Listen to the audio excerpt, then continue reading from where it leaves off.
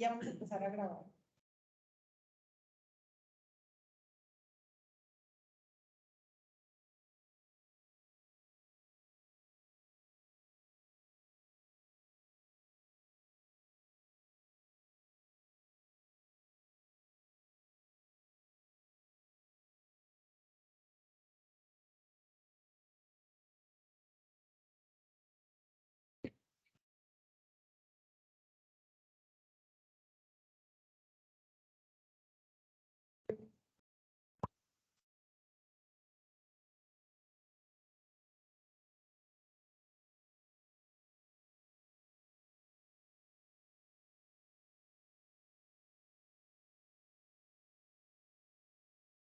¿Qué tal? Muy buenas tardes. Bienvenidos a la presentación del libro La retórica digital del discurso político electoral en Twitter, análisis de logos, etos y patos, aportaciones de la ciencia de datos en el estudio de temas y sentimientos. Un saludo a todos los que están aquí de manera presencial y también a todos los que nos acompañan en línea. Sean muy bienvenidos.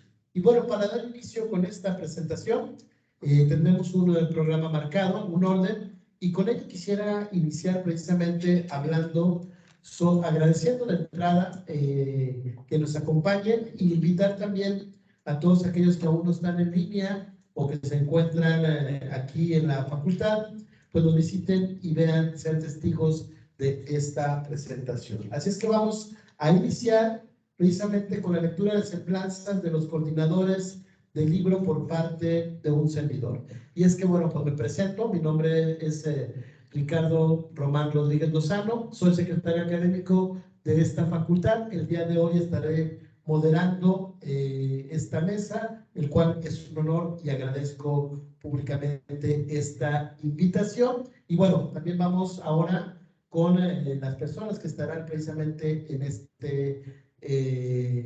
presentación.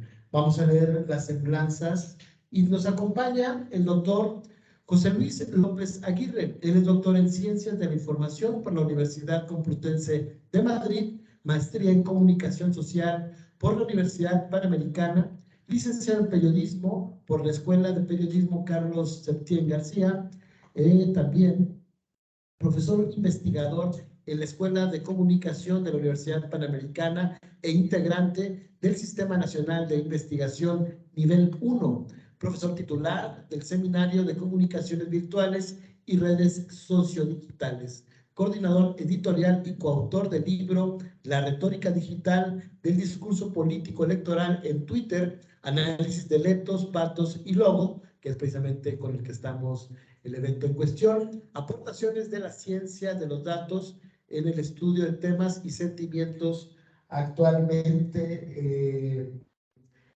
Es una parte del gran currículum amplio que tiene el maestro, en el cual de manera personal tengo el gusto de conocerlo y le doy la bienvenida a este evento. También nos acompaña la maestra Cintia Cerón Hernández. Ella es maestra en Psicología Social de grupos e instituciones especialistas en políticas culturales y gestión cultural por la Universidad Autónoma Metropolitana y comunicóloga por la Universidad Intercontinental. Actualmente es maestra de tiempo completo en la División de Ciencias Sociales de la UIAC y representante ante CONEC desde el 2016. Sus líneas de investigación son género y comunicación, sexualidades y el área de investigación aplicada, realizando estudios sobre audiencias, opinión pública y políticas públicas con perspectiva de género. Ha sido coordinadora de proyectos de investigación desde la comunicación y el arte. Es coautora del libro Agenda Sociodigital de la campaña presidencial del 2018. Maestra, muy bienvenida de nueva cuenta y un gusto saludarla y recibirla. También nos acompaña el doctor José Eduardo Fernández Fernández. Él es doctor en Filología Clásica por la Universidad Complutense de Madrid. Actualmente es profesor ayudante doctor en la misma universidad. Ha sido profesor investigador en la Universidad Nacional Autónoma de México y de la Universidad Panamericana.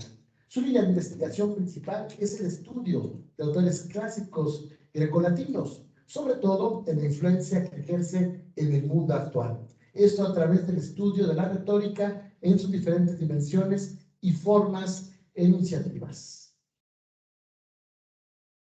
Y también, desde luego, es un placer para mí leer la semblanza de la maestra Blanca Nayeli Gómez Aguilera. Ella es estudiante de doctorado en Ciencias Humanas de la Universidad Nacional del General San Martín, en Argentina.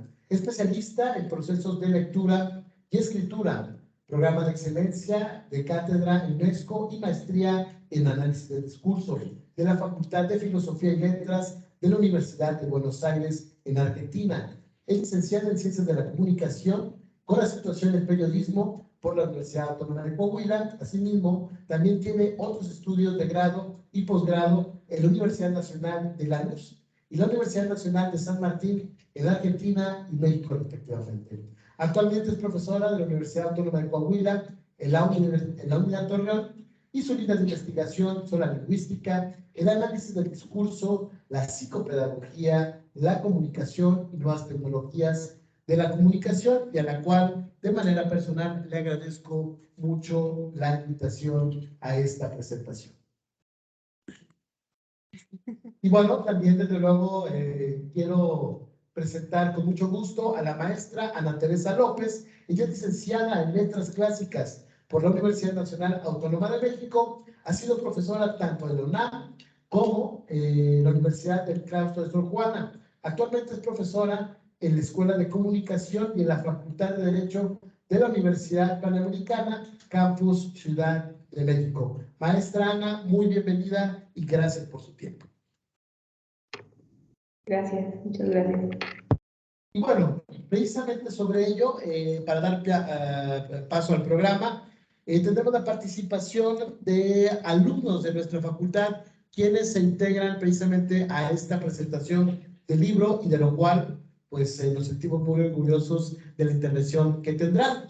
Tenemos primero el capítulo Etos, por parte de la maestra Nayeli, quien ya presentamos su currículum, y estará acompañado por el alumno Alan.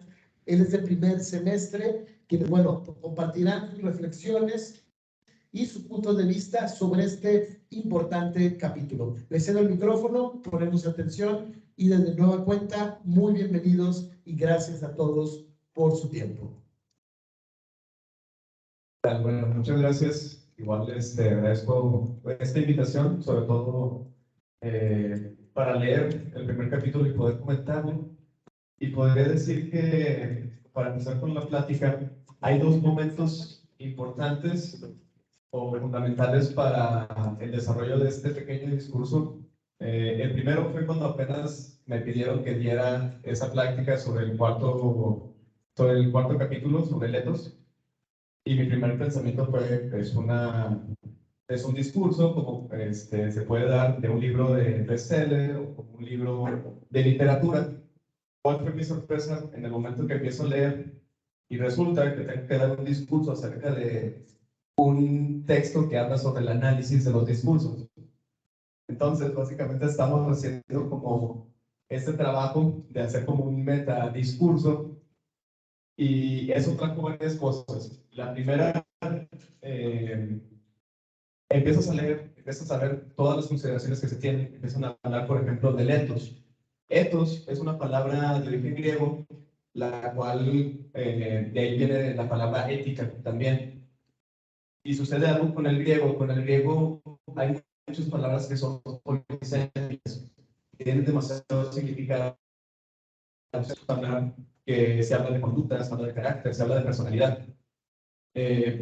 Y esto sucede en el griego con muchas otras palabras. Por ejemplo, para designar lo que nosotros conocemos como amor, los griegos tenían el filos, el ágapé, el eros.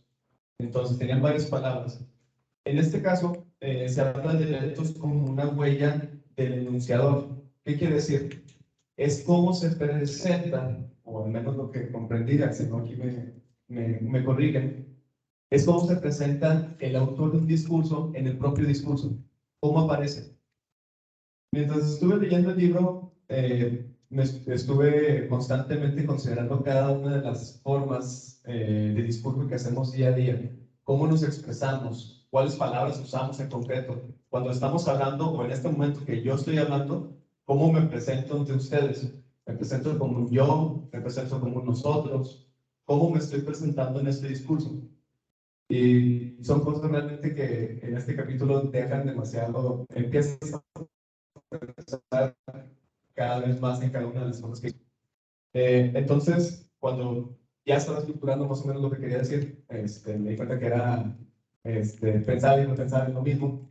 Entonces, yo creo que me voy a limitar simplemente a dejarlo como invitación, una invitación a ustedes para que hagan la lectura de este libro. Es bastante interesante, tiene muchísimas cosas que créanme que lo van a dejar pensando. Y voy a dar 3 puntos principales por los cuales merece mucho la pena leer. El primero es comprender los elementos del discurso. Resulta que cuando nos enseñan acerca de cómo se da la comunicación, normalmente en las primarias, secundarias se nos dice está el emisor, está el mensaje, está el receptor y a veces le agregan también el medio. Empiezas a leer este tipo de análisis, sobre todo en la primera parte, que es una, nos muestra, nos expresa la teoría, nos muestra cuál es la teoría sobre la que se van a basar después el estudio. Entonces, te das cuenta de que hay demasiadas cosas las que tienes que tener en cuenta al momento de analizar un discurso, analizar la propia comunicación. Una de ellas es, por ejemplo, la escena englobante. ¿Cómo se está dando? ¿Qué es lo que estamos queriendo decir? ¿De qué se va a tratar? Es una escena política, es una escena lúdica. ¿Qué es lo que engloba este discurso que, por ejemplo, ahorita estoy dando? ¿Cuál es el género? ¿Es una crítica? ¿Es un ensayo? ¿Es simplemente una conversación como lo que estoy teniendo ahorita? Y también el medio. Ahorita estamos a través de un medio oral, estamos aquí directamente hablando, podemos vernos. También incluso con las personas que están en Zoom, podemos interactuar. Y ahorita vamos a ver cómo pasa esto, cómo se va transformando la comunicación al momento que agregamos cosas como las redes sociales.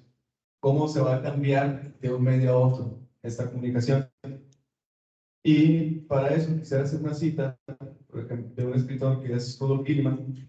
En una novela nos presenta a dos personajes que están, ambos son estudiantes de actuación, se están retirando y uno se está quejando del otro de su doble cara, de que es una persona que tiene como doble cara. Y es lo que dice, ¿acaso en algún medio, acaso en algún momento dejamos de ser actores? Toda interacción entre dos almas es un acto performático. Entonces, en la lectura también vamos a analizar que un acto de comunicación, un acto de discursivo, también es una negociación, porque estamos interactuando de varias maneras. En el libro señalan que, primero, cuando yo voy a dar un discurso, primero está lo que yo soy para mí, después lo que yo soy para ustedes. La mayoría yo creo que no me conoce, o al menos hemos interactuado un poco. Y luego también dentro del discurso, ¿qué es lo que yo en este discurso que estoy dando? ¿Qué es lo que quiero proyectar? Es una negociación. Estamos aquí, es casi como un estira y afloja. Incluso, si yo ya me doy una idea de qué es lo que piensan ustedes de mí, eso influye en el discurso que yo voy a dar. También, hablan en el texto que es una enunciación y un enunciado. El enunciado es básicamente el mensaje, es lo que se está dando. Si estamos hablando en el área política, como vamos a ver más adelante, un tuit de un político que está postulándose. Ese es el discurso, ese es el enunciado. Después está la enunciación. ¿Cuáles son las modalidades de su decir? ¿Cómo lo está diciendo? ¿Dónde lo está diciendo? ¿Desde qué punto lo está diciendo?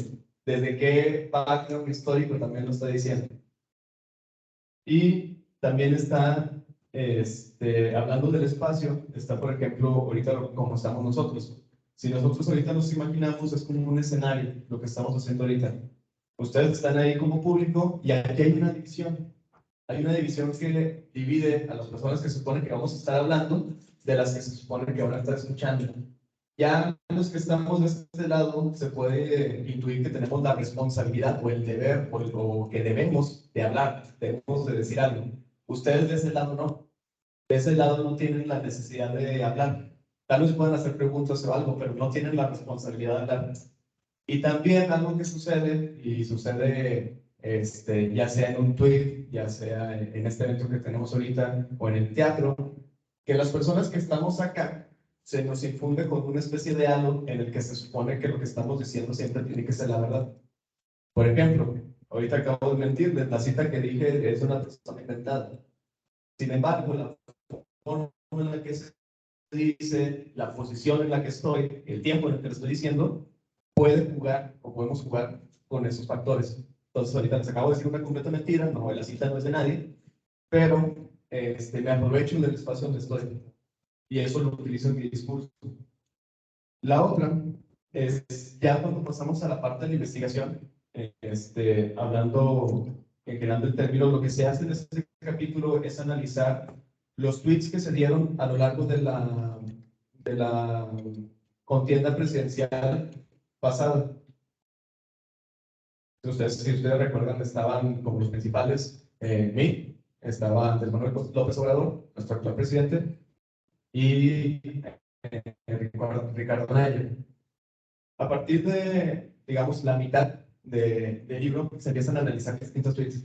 Y créanme que en el libro es detalle por detalle. Si usó un la, si usó un nosotros, si usó un yo, si usó todo eso, se analiza de detalle.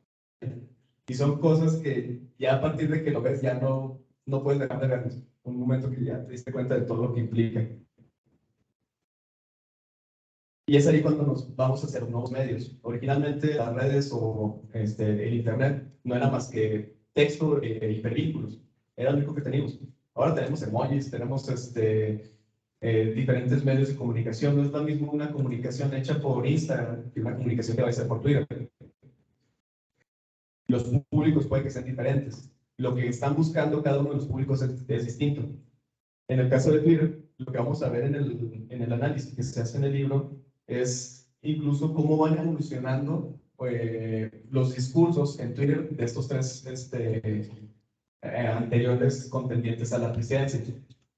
Y casi que puedes leer en cada tweet, aunque no te venga la fecha, por el simple hecho de cómo están hablando, puedes intuir de cuándo lo están diciendo, si fue antes o después del debate.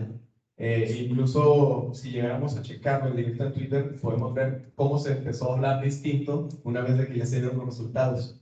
Un caso que me da un poco de risa, cómo lo desarrollan los políticos, no los investigadores, obviamente, es cuando Ricardo Anaya, cómo se refiere a Margarita Zavala y cómo se refiere a Andrés Manuel López Obrador.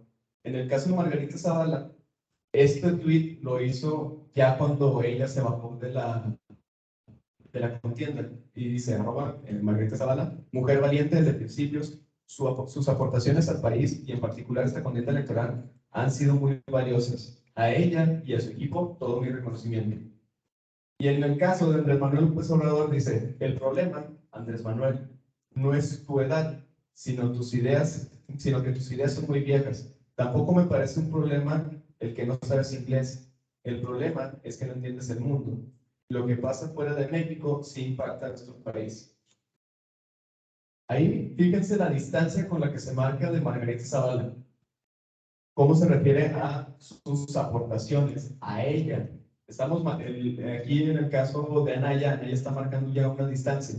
Ya salió de la contienda, ya no tengo que dirigirme de manera directa con ella. Sin embargo, Andrés Manuel López Obrador en ese entonces, creo que esto ya es posterior al debate, es un candidato muy fuerte. Entonces voy directo.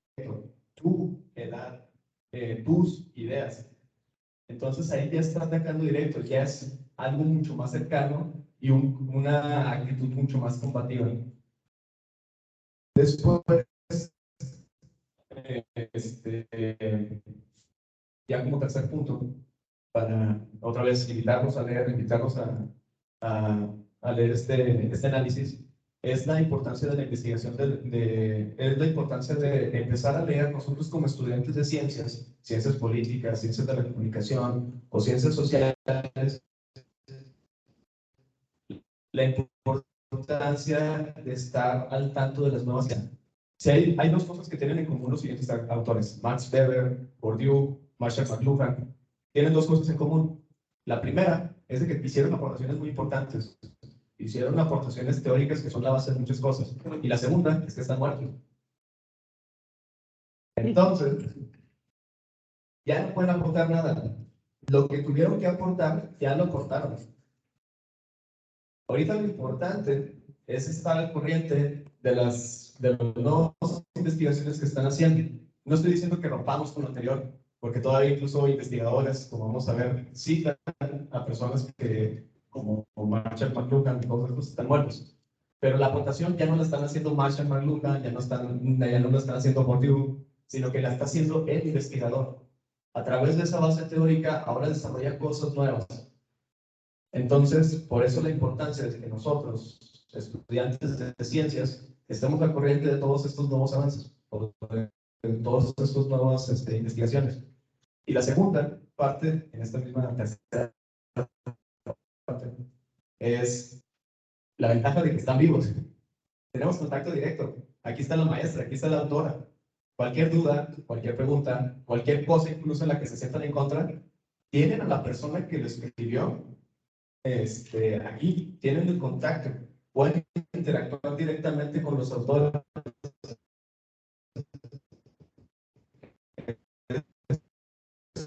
A veces nos damos importancia, pues estos son los 3 puntos que quiero exponerles para invitarlos a leer. Es una investigación muy profunda, nos va a dejar pensando bastante. Y ahora sí, cada vez, la próxima vez que quieran hacer un tweet, van a pensarlo 1, 2 o 3 veces cada cosa que van poniendo. Y eso sería todo. Muchas gracias.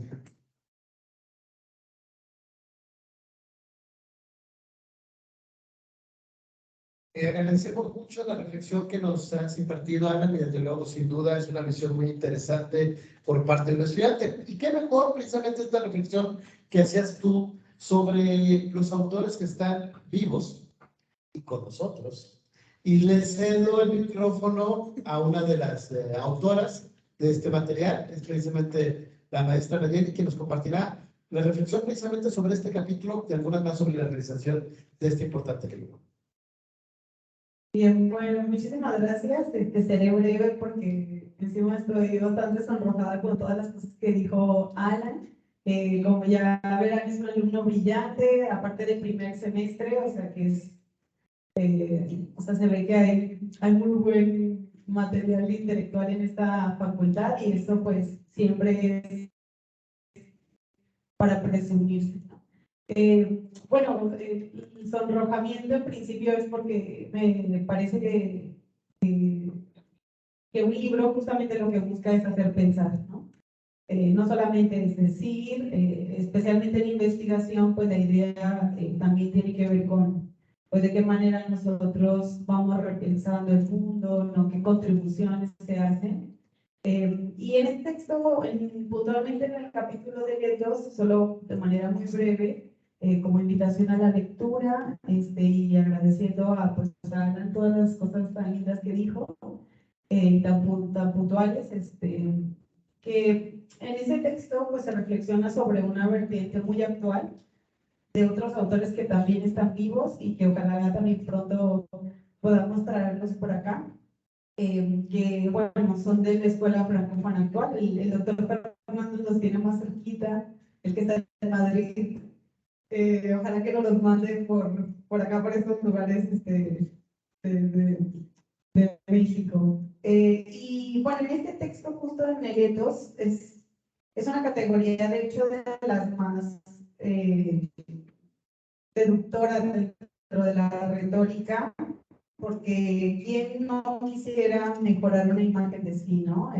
O sea, nuestra imagen creo es la cosa que básicamente, además de que nos da identidad social, también nos da una identidad individual, y justo cuando nosotros vamos socializando, vamos aprendiendo nuevas formas para mejorar esa imagen. Y bueno, en este texto justo ustedes van a encontrar una aproximación muy actual sobre cómo podemos analizar rápidamente a través de arte que yo he definido muy atrevidamente como la nanolingüística, ¿no? De qué manera con pequeñas partículas lingüísticas nosotros podemos entender escenarios comunicativos más complejos. O sea, a través de una frase nosotros, por ejemplo, podríamos identificar niveles de persuasión, y demás. Entonces, en este, además que está, por un lado, acompañado por la parte de la campaña presidencial con los ejemplos de 2018, pues en realidad este modelo se puede aplicar a cualquier instancia en la vida y en las formas. Ya lo dirá mejor nuestro experto en retórica, el doctor Fernández, que bueno, la retórica justo nos sirve para mejorar, ¿no? Y ver, mejorar nuestras formas de conquistar, de seducir, de persuadir al otro. Y por otro lado, también nos ayuda, ¿no?, a entender de qué estamos hablando y cómo estamos, o sea, qué efectividad están teniendo nuestras prácticas discursivas en la actualidad. Así que bueno, este es el capítulo de retos, ojalá que se eliminen de reto. Y bueno, esa es la palabra a nuestro gran moderador. Gracias y muy bien, buena reflexión sobre ello, ¿no? Yo creo que cada uno de los capítulos que estamos analizando sin duda nos invitan más a realizar esta lectura y precisamente vamos a otro capítulo que es el de logos argumentativo. En este caso, el alumno Alejandro de noveno semestre, lo tenemos en línea, ¿cierto? Sí, él nos hablará sobre este capítulo. Le mencionamos que son 7 minutos para que nos comparta estas reflexiones para darle dinamismo. Y bueno, Alejandro, ¿te encuentras por ahí? ¿Te tenemos por ahí, Alejandro? Sí, creo que ella está ya hablando, pero vamos a ver. Una cuestión, y en lo que se arregla estas cuestiones técnicas, quisiera invitar a las personas que nos acompañan en la sala y también, desde luego, los que nos siguen en línea, la importancia de estas lecturas, ya que hoy en día, de manera cotidiana, estamos en contacto con estas redes sociales. Desde la mañana que abrimos cualquiera de nuestras redes, estas emociones, este vuelco de información nos llega. Yo creo que es importante como especialistas, como estudiantes, como profesores, saber la interpretación de todos estos mensajes. Yo creo que esa es la clave de ello. Y para eso estamos, y para eso tenemos este tipo de lecturas, y para eso hacemos reflexiones como estas. Tenemos ahí al alumno Alejandro. ¿Nos escuchan? Por lo pronto el maestro José Luis levantó por ahí la mano. Sí, maestro José Luis, ¿nos compartes un mensaje? Sí, muy breve. Me llamó mucho la atención de Alan la intervención. No sé si me escuchan bien. Ah, perfecto. Seré muy breve. Solo destacar que efectivamente el conocimiento es dinámico, no estático, pero sí es importante abrevar de las fuentes clásicas, de los autores ya fallecidos, porque tenemos que tener un punto de partida, ¿no? Entonces, sí hay una reconstitución del campo teórico-metodológico en el terreno de la comunicación, particularmente por el impacto, la influencia de las nuevas tecnologías, de las redes sociodigitales, pero recordar que investigar es subirse en hombros de gigantes. Entonces, sí, no es borrón y cuenta nueva. Creo que sí hay que tomar en cuenta las aportaciones en el campo de colegas que ya no se encuentran, pero y aprovechar, como dice el alumno, a los colegas vivos que están en las aulas y que a veces los compañeros alumnos pasan un poco de noche, ¿no? Entonces, nada más era ese breve comentario. Gracias. Muy bien. No sé si ya me oigo. Excelente reflexión y acotación sobre esta reflexión que tenemos, y es verdad. Y bueno, estas intervenciones desde luego las agradecemos, y si hubiese alguna por parte de las personas que están en línea y también las que están presentes aquí, será un gusto darles el micrófono. Y como parte del programa les comentaba, tenemos ya a Alejandro en línea. Alejandro, ¿nos escuchas? Sí, Alejandro, no sé si... excelente, No, Alejandro, por favor, nos das tu reflexión sobre este capítulo, logos argumentativo. Adelante, por favor. sí, bueno, ya después de este inconveniente, o sea, soy de medios y batallando para conectarme para escuchar el audio. Es algo muy interesante. Bueno, más que nada, cuando ya estaba leyendo este capítulo, me recordó a las clases de análisis del discurso. O sea, me rememoró, o sea, tuve como que una especie de reencuentro con esa clase que a mí me encantó mucho. Más que nada en algo puntual, es que cuando empezamos esa clase, la maestra Nayeli nos explicaba de la argumentación y en un punto nos decía, les voy a enseñar a argumentar, pero sobre todo a persuadir.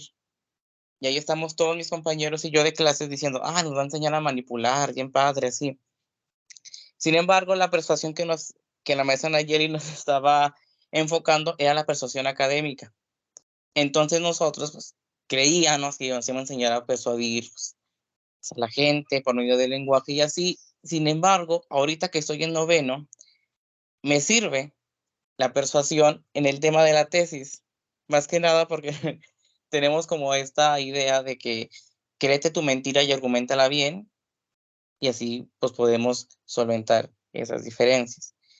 En el capítulo, así es como comienza, con la palabra argumentación, en donde, como desde la misma clase de análisis del discurso, venía desde Aristóteles con el tema del discurso y la persuasión, y de cómo por medio de estas dos se genera la argumentación, de cómo estamos hablando de un objeto tanto lógico, porque aquí el mismo texto no nos lo señala, por medio del lenguaje. Y también usando la ambigüedad, que es algo que usamos mucho para no centrarnos en una idea general. Primero, el capítulo es muy conciso, muy fácil de leer. Es casi como si estuviera tomando una clase con la maestra Nayeli. Entonces, desde ahí no se me hizo tedioso. Es conciso, a lo que va, y empieza explicándonos esto, de lo que es la retórica, de lo que es la argumentación, de lo que es la dialéctica. Así, pues aquí también pues rescato esa idea de lo que nos señala que es la retórica, que se ha considerado como el arte del bien decir. Esa palabra del arte nos enmarca también el uso del dialecto que tenemos nosotros y de cómo formamos la persuasión cubriéndola con palabras para así caer en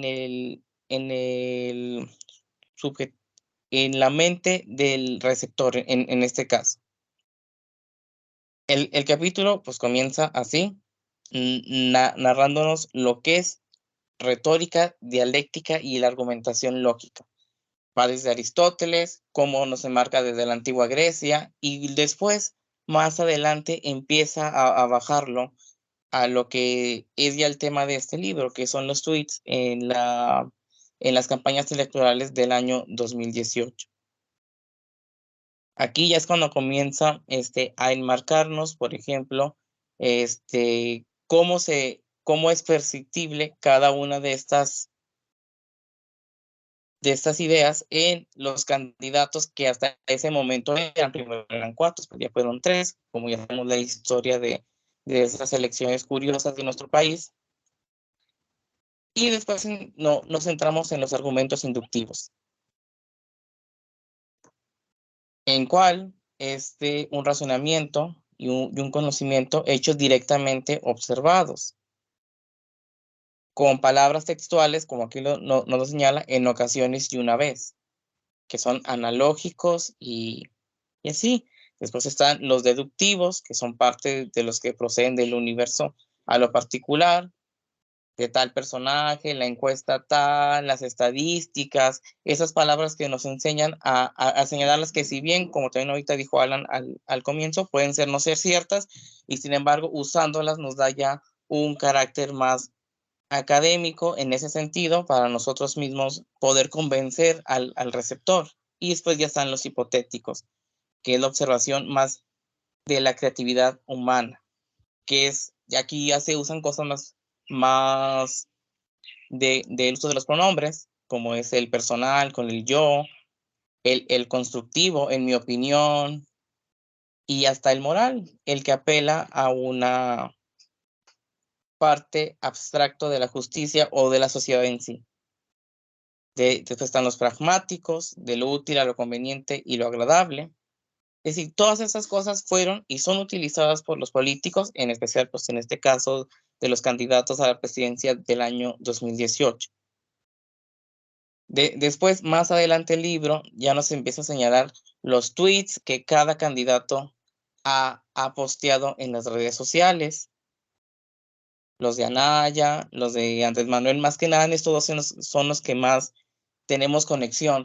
Fueron los más mediáticos en las redes sociales, fueron los que más recordamos, fueron los que más se centraron los medios tanto de televisión como los medios digitales. Es por eso que nosotros los tenemos presente. Pensamos en la candidatura del año 2018 y a pesar, bueno, y aparte de recordarnos cómo esa Margarita Zavala sale de la contienda, pues fueron estos dos los más fuertes en ese punto. Tanto Andrés Manuel, que ya lo veníamos viendo desde ya como el talón de que siempre iba a estar en las elecciones, y una Anaya que para el foco mediático pues era alguien nuevo que estábamos comenzando a redescubrir en medio de en este caso de las publicaciones y en el caso particular de las intervenciones en televisión, como en la actualidad lo sigue haciendo. Así pues, ya nos vamos a las cosas más centradas, como por ejemplo,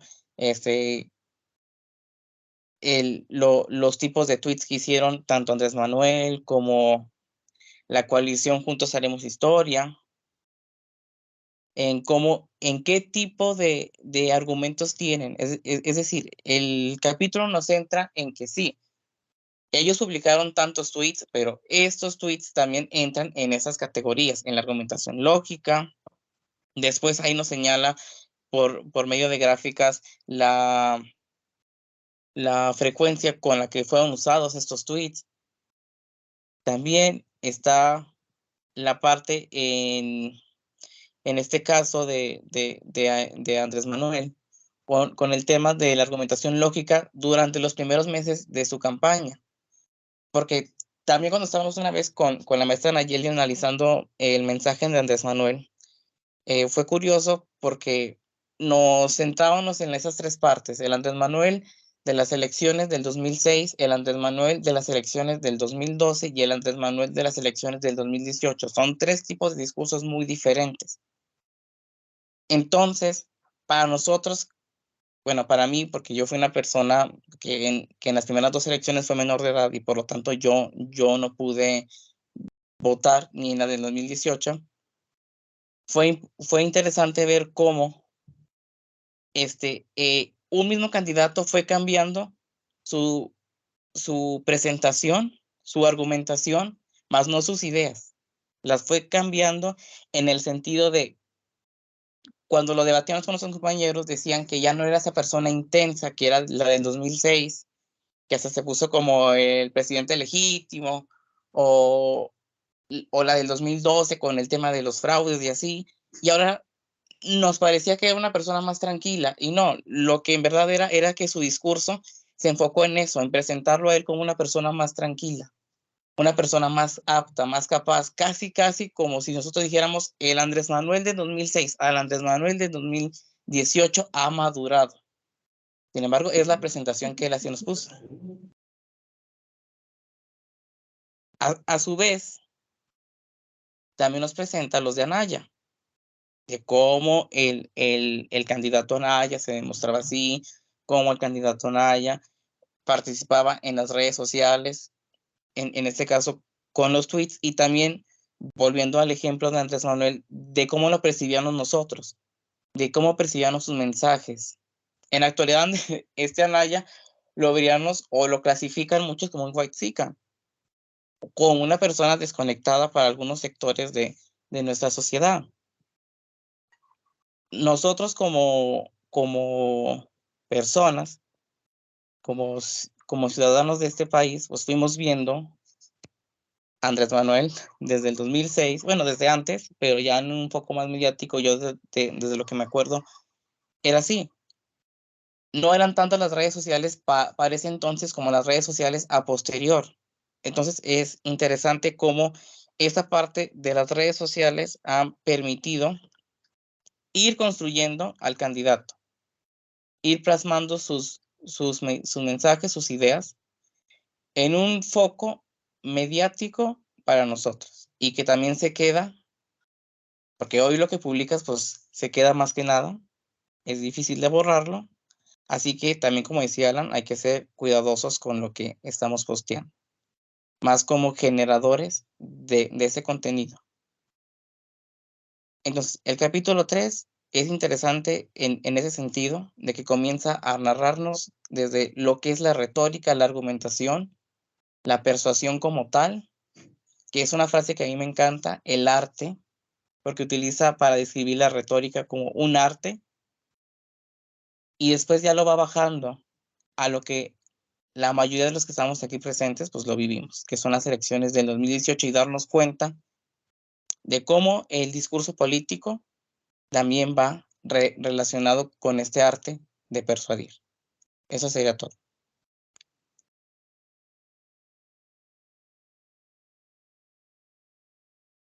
Muy bien, muchísimas gracias, Alejandro.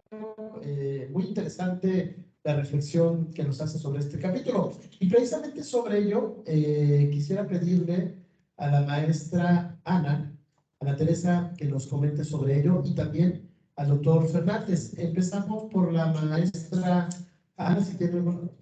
perdón, empezamos con el doctor. Sí. Doctor, disculpe, empezamos con usted. Y de entrada, pues muy buenas noches, señor Madrid, ¿cierto? Estamos cerca de las 8 de la noche por allá, ¿sí?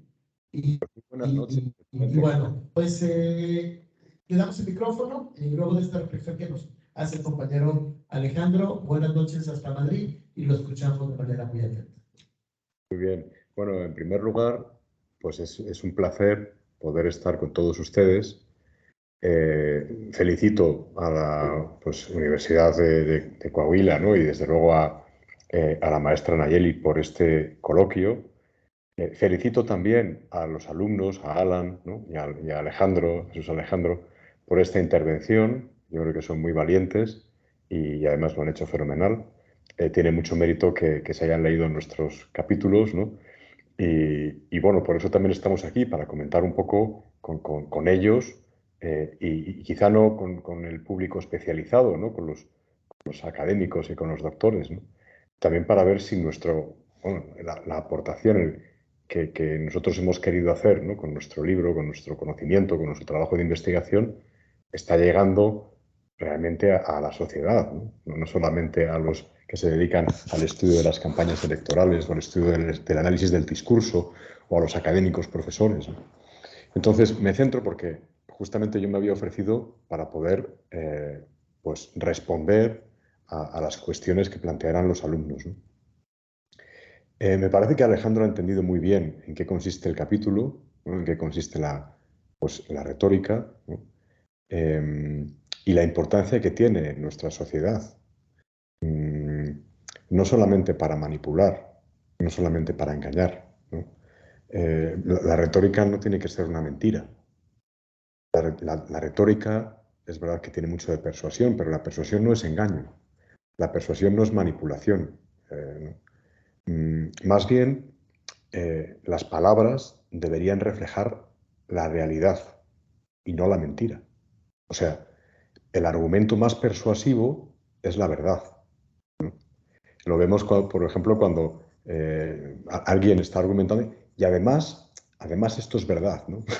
Entonces, ya como el gran argumento, ¿no? Es decir, claro, o sea, es que te lo digo y además es que es verdad, ¿no? O sea, no te quiero engañar, sino que es lo que yo pienso, es la verdad, ¿no?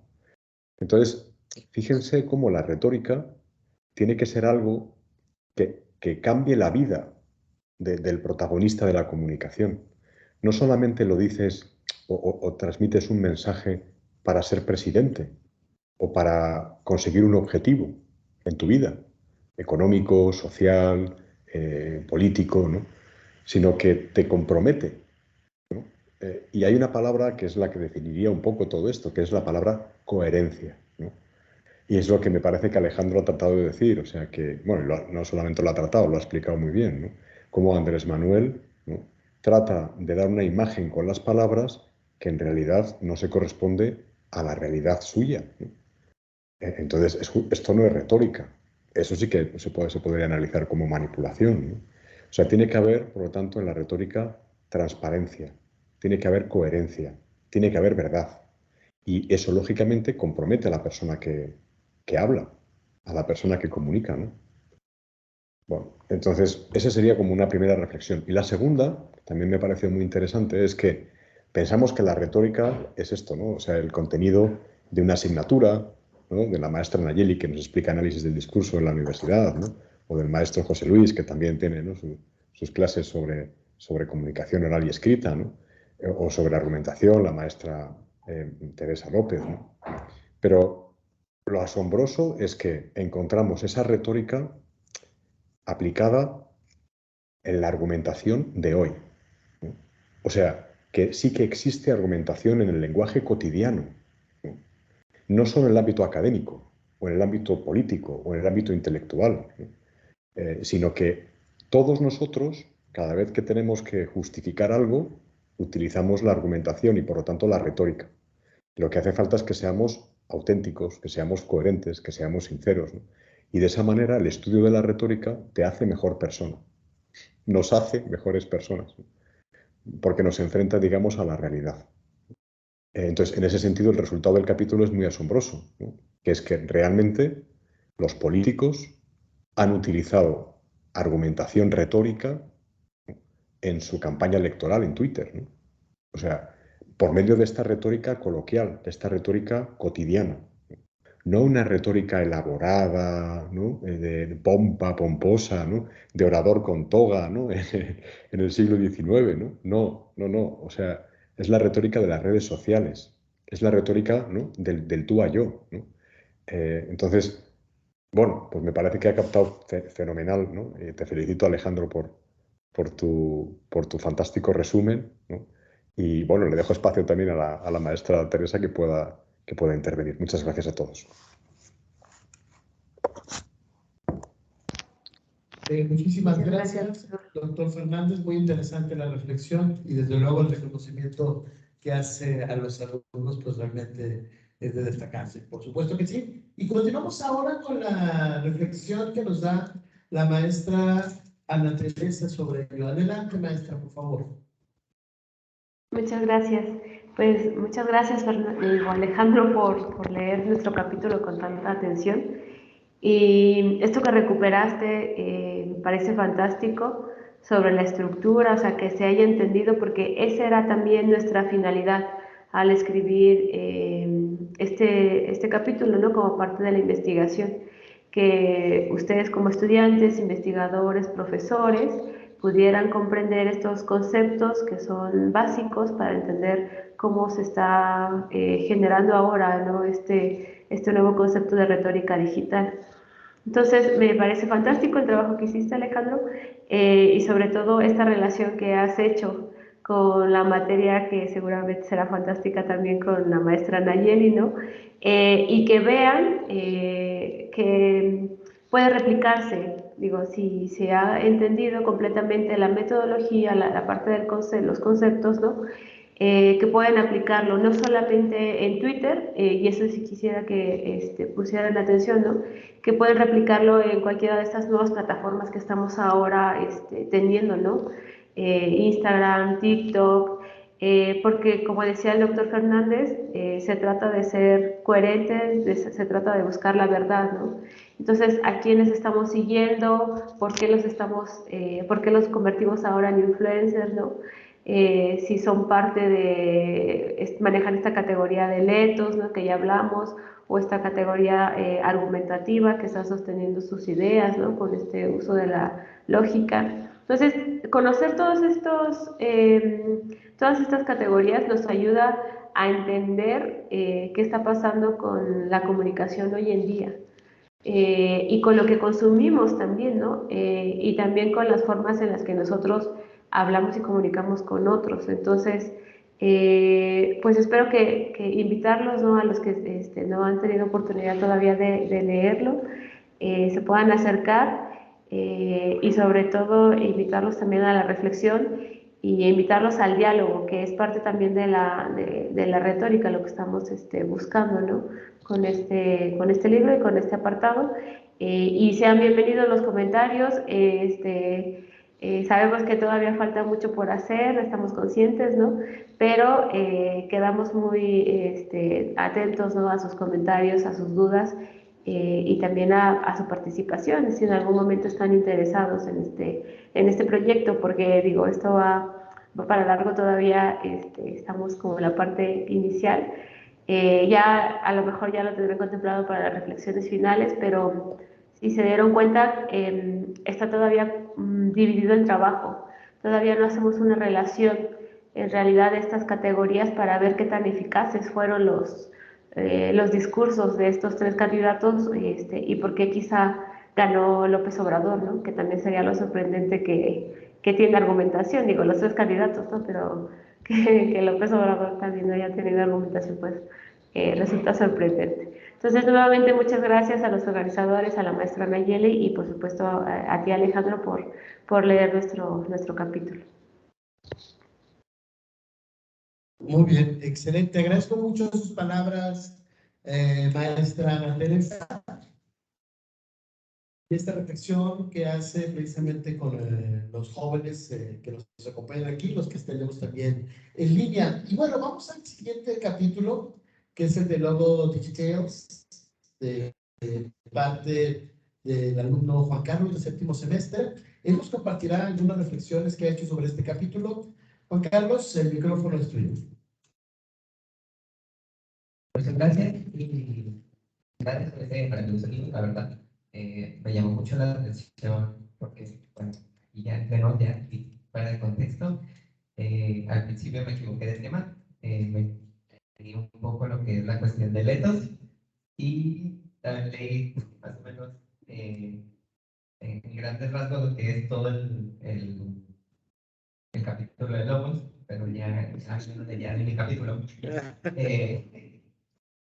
El tema está muy interesante, más que nada porque a mí me gusta, la maestra Nayeli lo sabe, de que la cuestión de la construcción pues de una oración es muy llamativo porque necesitas utilizar palabras específicas para poder dar ciertos mensajes sin llegar a malas interpretaciones.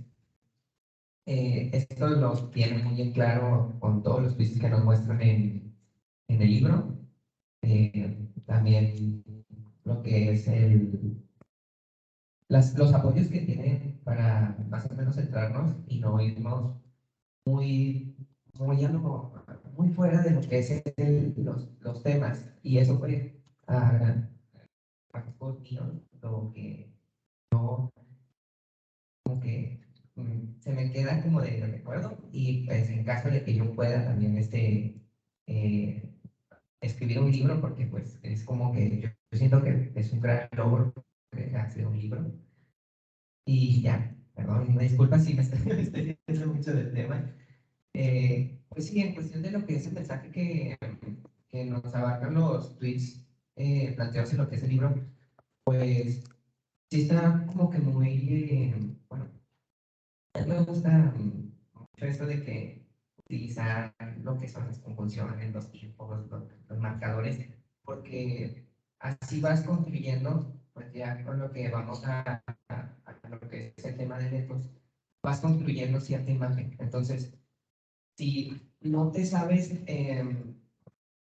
explicar de manera, pues, gráfica en lo que es pues, un texto, que en este caso son las 280 palabras que puedes manifestar en la plataforma de Twitter, pues ya viendo a los aspectos de letras, vas a crearte una imagen tanto, bueno, si lo ponemos positiva o negativa en estas campañas, vemos que esto sí puede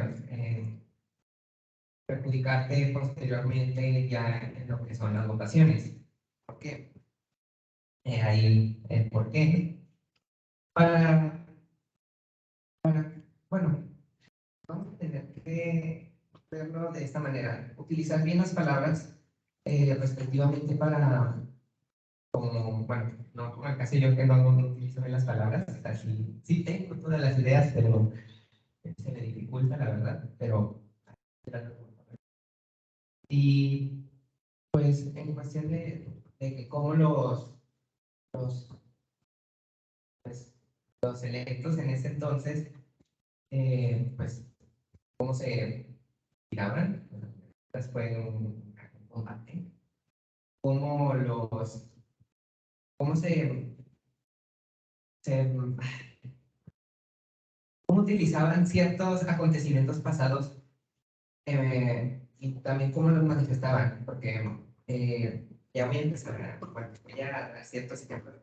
Creo que fue el que compartió mi compañero con Margarita Zavala, mujer valiente y de principio sus aportaciones al país, y en particular esta contienda electoral, han sido muy valiosas. A ella y a su equipo, todo mi reconocimiento. En este texto, bueno, en este tweet podemos ver cómo utilizó la cuestión de la palabra "y" para dar seguimiento a las ideas en las cuales el candidato quería seguir dando de lo que es a su, pues en ese caso, en ese tiempo su rival, Margarita. Pues, si lo vemos así, hay como cierto, es una enemistad, ahí podemos ver que es una enemistad, la cual se puede ver, o sea, ya como personas que están leyendo este libro y analizan lo que es la estructura de los mensajes. Mi maestra Nayeli, pues uno puede ver, disculpen, perdón. Tranquilo, tranquilo. Y pues podemos ver, bueno, aquí, voy a dejar aquí lo que es el tuit de Margarita, y vamos a pasar a lo que es otro ejemplo que podemos ver del mismo manager, hablando referente a lo que es a Andrés Manuel. Ahí podemos ver otra situación diferente, la cual Andrés Manuel ataca demasiado a lo que es al contendiente Andrés Manuel, porque sabe que es un rival electoral muy fuerte, el cual nos plantea también en el libro el tipo de temas en los que abarcaba, que son muy diferentes, la verdad. Tanto los temas que abarcó Nid, Anaya y Andrés Manuel. Y estos temas, pues, a fin de cuentas, como que daban, pues, el interés de las personas. Pues, no fui tan presente en esa campaña electoral, pero sí tuve noción de ciertos aspectos que daban cada contendiente. Y lo que es bueno, el contendiente Anaya, pues era un poquito más objetivo. Y creo que en el capítulo 3, 2 del libro, no sé si fue en el capítulo del compañero que está en línea, donde hablan de que fue demasiado objetivo en cuestión de cómo planteaba los logros que él quería alcanzar y lo que él quería hacer en el presente. Creo que sí es en el capítulo 3. Sin embargo, bueno, por otro lado, también como mi compañero, el contendiente Andrés Manuel, Compañero. el contendiente Andrés Manuel utilizó temas que van pues más encaminados en lo que es temas más cercanos a lo que es la ciudadanía. Entonces, ya de manera como ya actual, podemos ver que sí, esos temas utilizados, creo que utilizó temas, como también creo que metió temas religiosos en esos aspectos, y a fin de cuentas, pues te estás ganando cierta ciudadanía que esté más encaminada a lo que es la religión. Y en la manera en la que cómo se expresan de esos temas, también en lo que son los tweets, no son de manera así como de que yo con mi besito y la canción, no. Se basa más en temas serios, los explican o los exponen en los tweets de manera como, ahí está, yo hablo de él, pero no me voy a meter de lleno a ese tema. Sin embargo, voy a hacer uso de esa palabra para llamar la atención de las demás personas. Y ya para no extenderme demasiado, pero sí los invito a leer este libro, la verdad, de los dos capítulos que leí, tanto de Lobos como de Letos, muy interesantes porque si eres una persona a la que le interesa pues, cómo está estructurado un texto, y todo lo referente a, o sea, todo aquello que en realidad no se ve o no se percata a simple vista, creo que este es un gran libro con el cual sí puedes aprender en un tema político. No sé si en la posteridad vayan a sacar otro libro referente a otro tema social, tema. Y la verdad sí me gustaría ver la próxima edición de ustedes como equipo. Felicidades.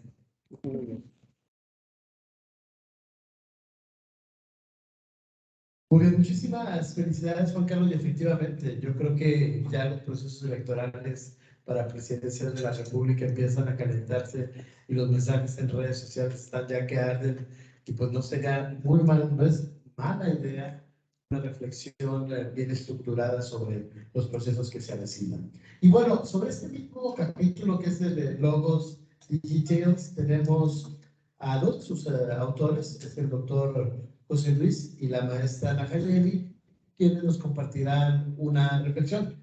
No sé quién inicia, maestro, estamos con el doctor José Luis.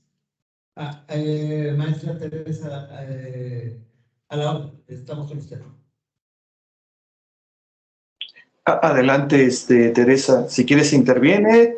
De hecho, me gustaría que interviniera luego la maestra Nayeli y a mí me gustaría cerrar esta Estamos en la maestra parte de mi su reflexión y le damos después Sí, paso al doctor José Luis. Adelante, maestra, por favor. sí, muy breve. Esto que decías que es un gran logro escribir un libro, sí, a lo mejor ya te habrá contado la maestra Nayeli, pero varios de los coautores que aparecen ahí son alumnos.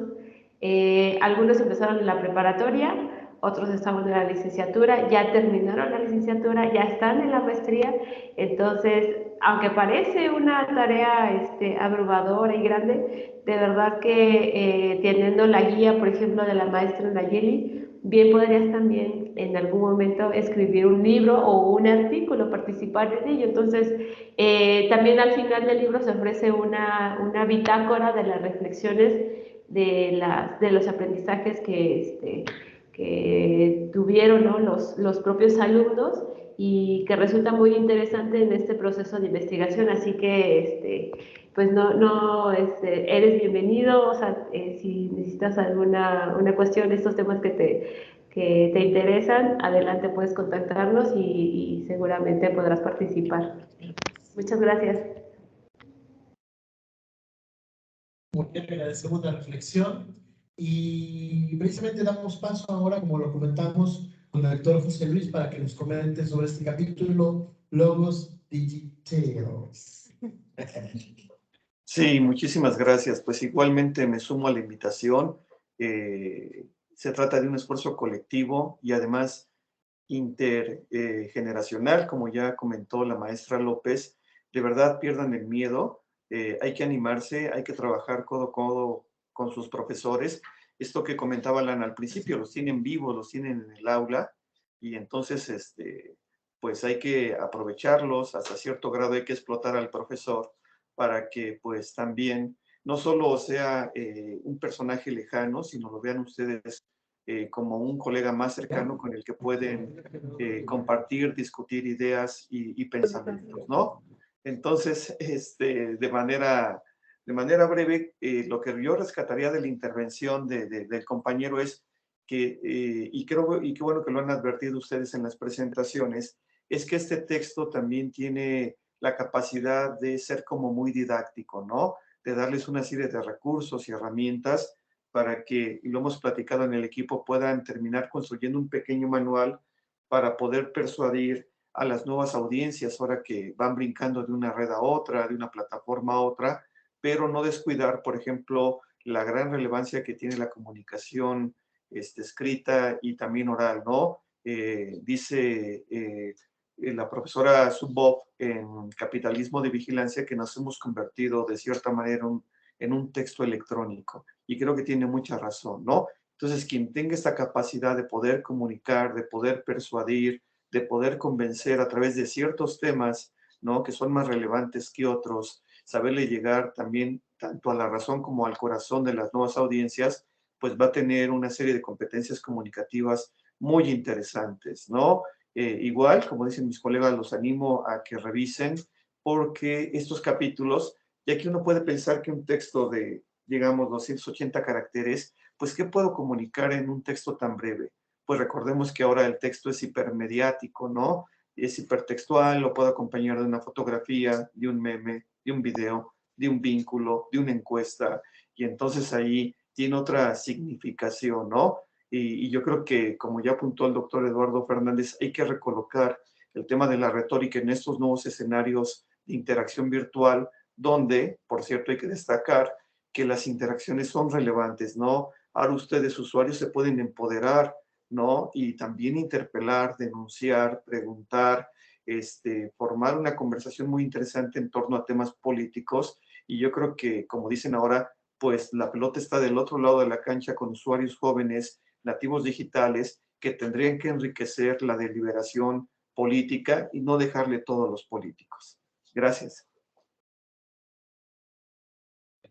Agradecemos sus palabras, doctor José Luis, muy interesante. Y ahora, precisamente para complementar, quisiera darle el micrófono a la maestra Ayek para que nos comente precisamente sobre este tema. Y bueno, muchísimas gracias a Juan Carlos, que aparte, ahora sí que le pasó lo de, pensé que era todo el libro. Y bueno, ya leyó el libro completo, lo me preguntó, ¿y cómo? ¿Tengo que hablar de todo el libro? Y le digo, no, solamente era un capítulo. Pero bueno, un valiente. ¿No? Entonces esto también es interesante. Bueno, en este capítulo de Logos Digitales, aparte, nosotros hemos estado pues, presentando esa propuesta, ¿no? En diferentes escenarios en el mundo, ya, y pues es una propuesta que se hace una reflexión sobre qué lenguajes hay en la web, ¿no? Y cómo desde el análisis del discurso, desde la identificación de esos mensajes, no solamente como tweets, ¿no? O como cosas llanas y vacías, sino lugares de disputa, de discusión, donde hay estética, donde hay intenciones, diálogos, ¿no? Propuestas de interpretación y denunciación. Entonces, también ahí vamos mostrando qué otras dimensiones del lenguaje existen. Por ejemplo, las polifonías, ¿no? Textuales, intertextuales. Y acá algo interesante es que hay esto de logos digitales, o digitales, como señala el maestro Ricardo, pues habla más bien de cómo desde la comunicación nosotros podemos hacer aportes significativos al mundo científico, para seleccionar corpus, para repensar cómo estos lenguajes sirven y influyen en las audiencias, ¿no? Y también de qué forma, como ya también señalaba el doctor Fernández, ¿no? Pues cómo estamos construyendo nuestra realidad actual, ¿no? Eso es lo que va a resultar más significativo. Y pues bueno, muchísimas gracias también por también las palabras de tanto de Juan Carlos como de nuestro moderador, la maestra Tere y el doctor José Luis.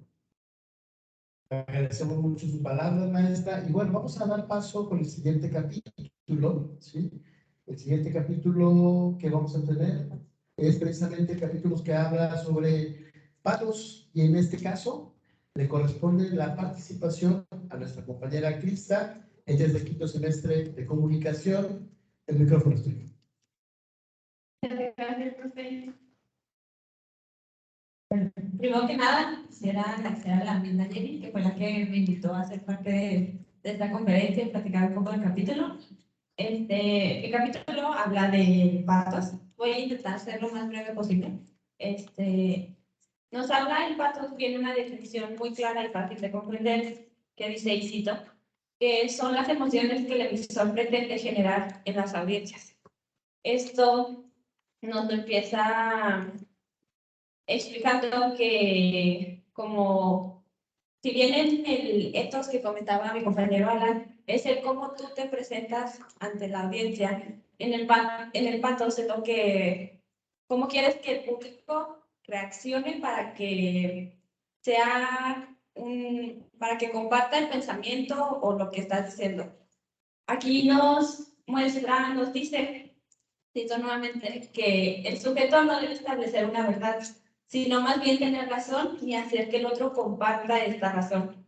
Esto va de la mano con lo que también mencionaba Alan. Al principio mencionó una frase de no recuerdo ni qué dijo, pero al final dijo, les mentí, no la dijo nada importante, pero pues le creímos por la entonación y cómo lo dice la supuesta fuente que nos dijo, y dijimos, ah, ok, es verdad, lo dijo tal.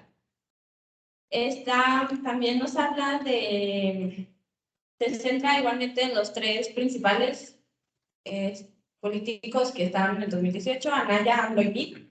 Y a mí me llamó más la atención cómo, bueno, desde mi perspectiva, que era alguien que hasta hace poco más de un año no le interesaba nada la política, llevo un año con mis 19 añitos apenas, no estuve para votar en esas elecciones, he votado una vez nada más en este año que llevo, que fueron para las elecciones de aquí de Torreón, y apenas estoy entrando en este mundo y que me está interesando y demás. Aquí nos habla de las emociones que Anaya, AMLO y Meade buscaron generar para así les demos su voto sin que nos digan vota por mí. Y me puse a reflexionar que es cierto, ningún político o usted recuerda que se haya parado y diga vota por mí así explícitamente. Ninguno dice eso.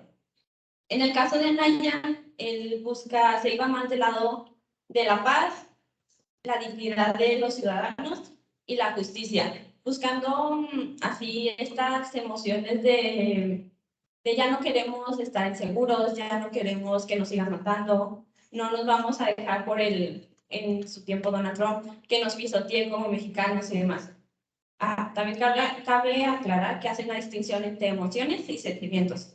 Las emociones, si bien entendí, son más inconscientes y son los que nos hacen actuar al momento. Los sentimientos son estas emociones procesadas que ya ok, me dijo algo esto y yo sentí esto y te pones a pensar lo que sentiste y ya te genera un sentimiento. Por decir, sería cuando sientes envidia. La envidia creo que he visto más que es una emoción y te pones a analizarla y de la envidia le tienes porque te genera odio a esa persona o algo así. En el caso, lo que más me interesó a mí fue algo que se va del lado de victimizarse ante el pueblo, como él lo llama, que ya simplemente con cambiar la palabra ciudadanos a pueblo ya es algo más familiar, que te hace pensar de que, ok, me trata más como su igual o así. Buscaba más la victimizarse y la empatía y buscaba el enojo, destacando más lo malo que hacían sus contrincantes en vez de señalar más lo que él iba a hacer como presidente, atacando al Ricky Canallín o a mí y demás. Como bien lo comentaba, si bien recuerdo Alejandro, que estaba en ella, había dicho cómo AMLO transicionó, maduró del 2006 y así hasta el 2018, pero lo que en realidad es que nada más cambió la forma de su discurso y lo que le favoreció en 2018 es todo lo que hizo anteriormente, ayudándole a que, ok, cuando yo estaba electo aquí no me dejaban hacer esto, me decían esto y demás. En el caso de Mid, que la verdad para mí no tuvo mucha relevancia, no lo recuerdo mucho, en el libro nos menciona que utiliza más como para irse al lado de los jóvenes, utilizando hashtags como Yo Mero y México Chingón, que no hizo pues mucho ruido, ya que en esos años, a pesar de que no son tantos, aún las voces de los jóvenes no tenían tanta fuerza como lo tienen más como del 2020 para acá. Que ya se han ido dando cuenta, bueno, no sé si sea yo, al menos con mi círculo de familiares, amigos, maestros, los que son simpatizantes con AMLO suelen ser o gente ya de muy avanzada edad, o en mi caso mis familiares, mamá, papá y tíos, que son de la edad entre 40 y 30 años, que son los más simpatizantes. No he encontrado ni un solo joven que me diga, yo voté por AMLO, yo simpatizo con las ideas de AMLO. ¿Por qué? Porque como bien lo dicen, sus ideales, no, su problema no es la edad, sino las ideas que tiene anteriormente. Y como en bueno, hay un político, no recuerdo bien de qué estado es, él está buscando hacer algo como lo que hizo mí, pero pues ya él sí está como más actualizado y ya está más en el tiempo de que a los jóvenes se les da voz. Él intenta simpatizar con los jóvenes del lado musical, ya ven estos grupos de coreanos que están de moda, sale diciendo de que a mí me gusta tal grupo y sí, lo vamos a traer a México. También habla de que hay un TikTok que me salió a mí que está él en su oficina y le dicen así de que, ay, que no recuerdo qué cargo tiene, pero dicen, ¿qué está escuchando? Y él dice, Taylor Swift, obviamente, ¿verdad? Y ahí, si bien se toma muchos como juego que los tienen, sí genera algo de empatía que dices, él me comprende y pues vas a simpatizar mucho con él. También me gustó mucho la parte donde mencionan la antigua retórica a la nueva retórica, que está Aristóteles, que él tenía una posición, una mirada unidireccional del emisor y una pasiva del receptor, ya que él era más de que, ok, yo hablo y tú me oyes, pero lo que hoy está de moda, o es lo que llamas, es que también la audiencia, el receptor, también sea partícipe, tenga voz, ya que pues eso es lo que más mueve y el pueblo, los receptores son los que vamos a hacer que tal político o tal persona tenga éxito en lo que quiere que tengamos éxito. Y pues ya eso es básicamente todo. Agradecer, felicidades. Felicidades, gracias por tu reflexión muy interesante. Y bueno, vamos a dar el micrófono ahora a la maestra Cintia y a la maestra Nayeli, que son parte de este capítulo. ¿Sí? Tenemos por ahí la maestra Cintia. Vamos contigo. Vamos contigo directamente. Sí, bueno, y también están aquí en mi línea Luis Fernando y Ana Laura, que como mencionaba la maestra Tere, pues ellos son alumnos, ¿no? Que estaban participando en el proyecto.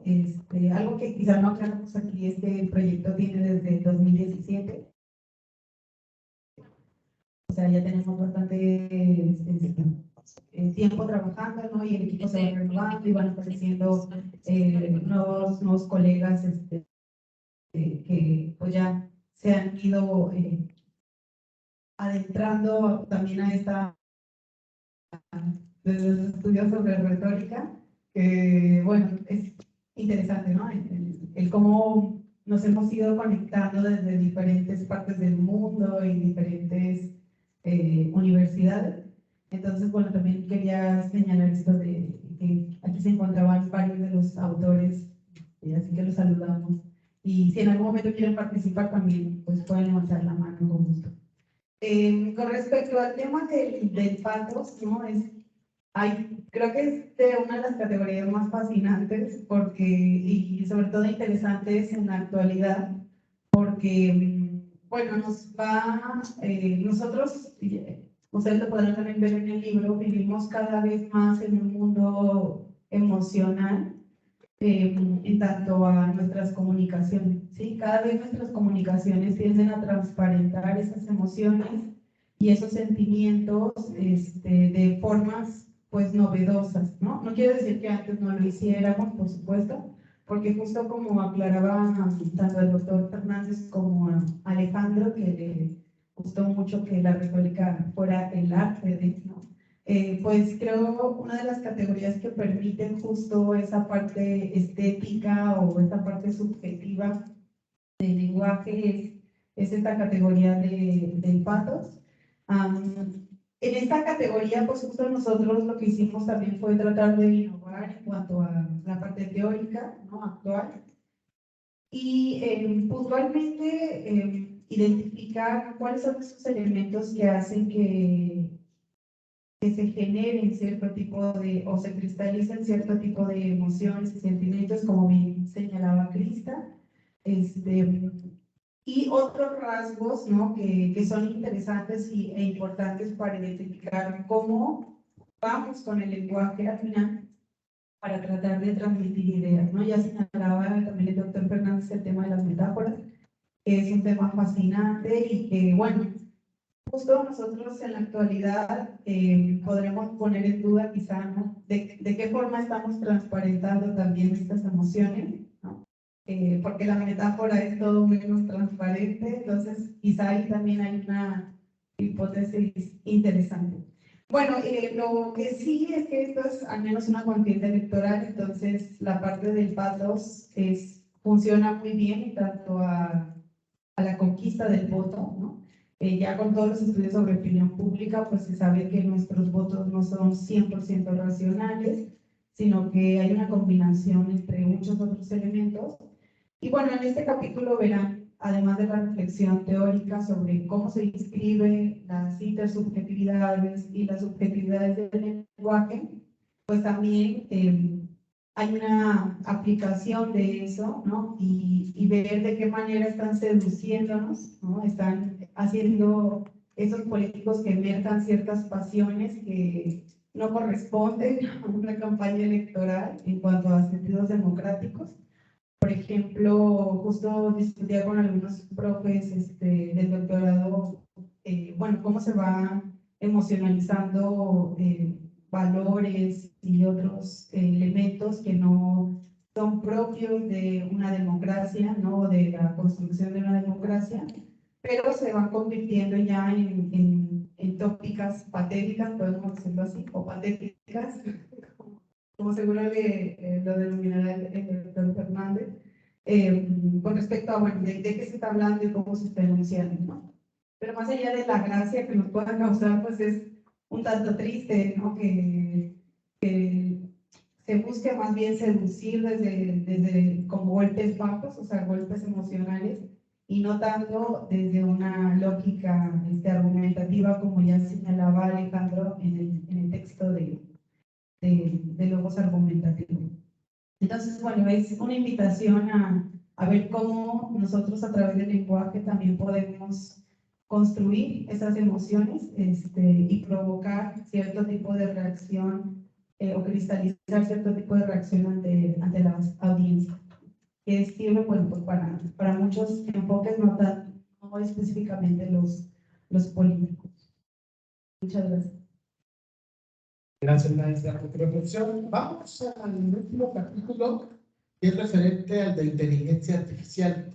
En este caso, la participación quedará en manos de Yara. Ella es alumna del tercer semestre y le cedemos el micrófono para que nos comparta su reflexión. Bueno, primeramente, gracias a la maestra Nayeli por haberme invitado a leer este capítulo.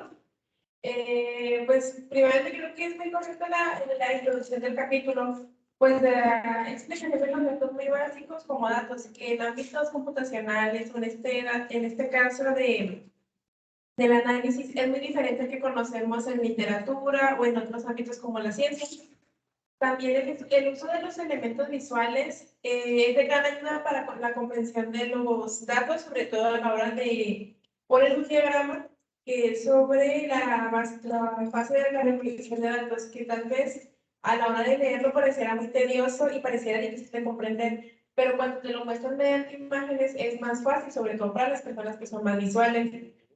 También es un gran atractivo para los jóvenes que muchas veces dicen, eso es mucho texto, pero muchas veces lo visual ayuda también a atraer que se interesen por este tipo de lectura. Bueno, una de las preguntas que me surgieron, y pues espero que los autores me las van a al final, es sobre la depuración.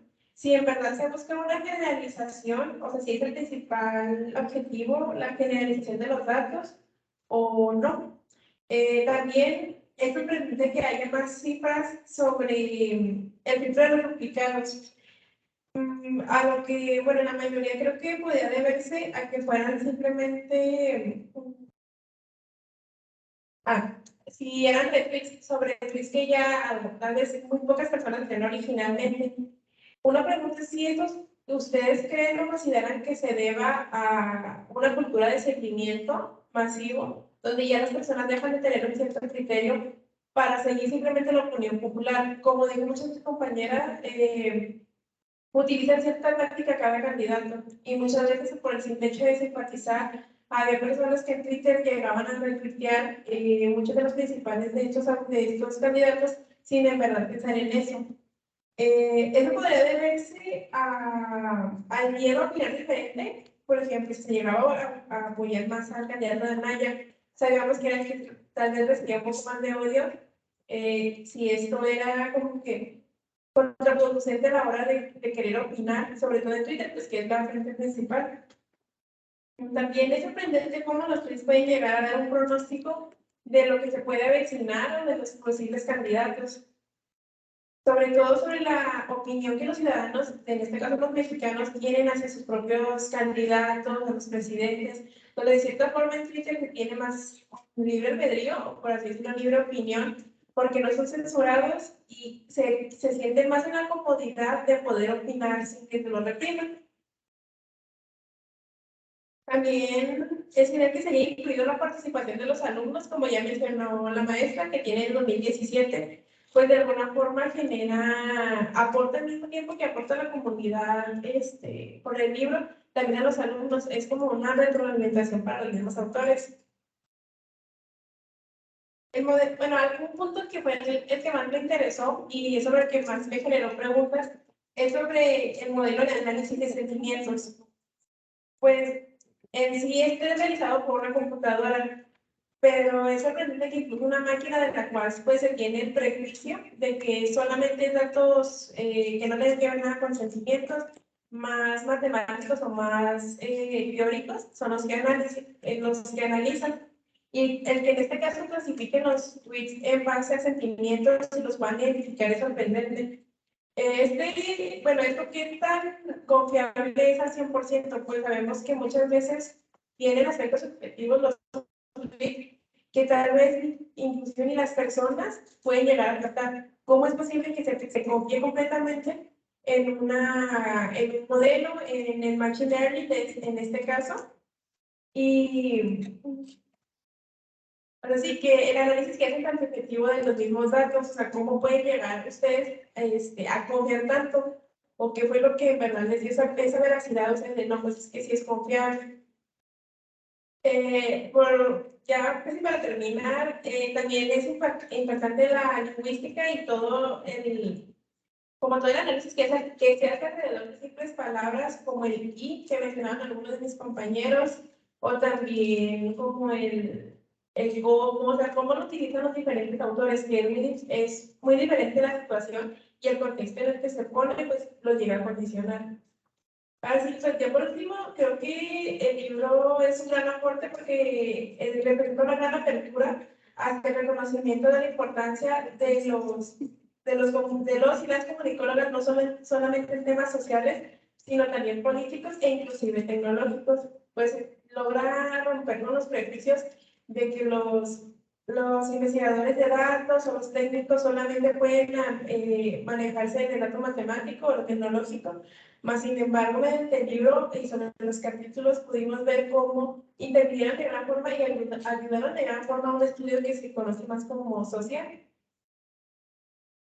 Bien. Muchísimas gracias, Yara. Agradecemos mucho por la reflexión sobre el tema y vamos a darle la palabra al doctor José Luis para que nos hable precisamente sobre este capítulo que es la inteligencia artificial.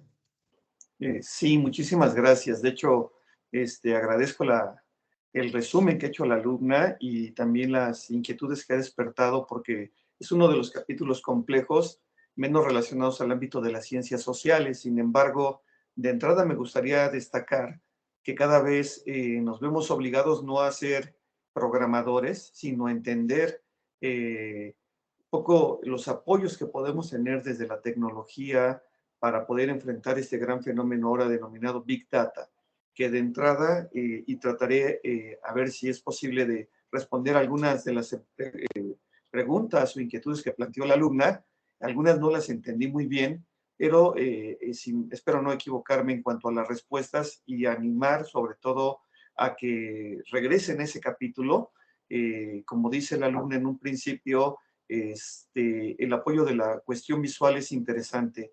El uso de algunas infografías para entender el rol de los diferentes individuos que participan de la ciencia de datos, ¿no? Entonces, el primer punto es que efectivamente, como ya ha señalado el doctor Raúl Trejo del Arbre, enfrentamos una sociedad replicante, es decir, son muy pocos los usuarios que generan conversación, que publican contenido, sino más bien nos dedicamos a compartir, a retuitear, a extender ese mensaje, ¿no? A veces sin una cita relevante acompañada, ¿no? Una explicación.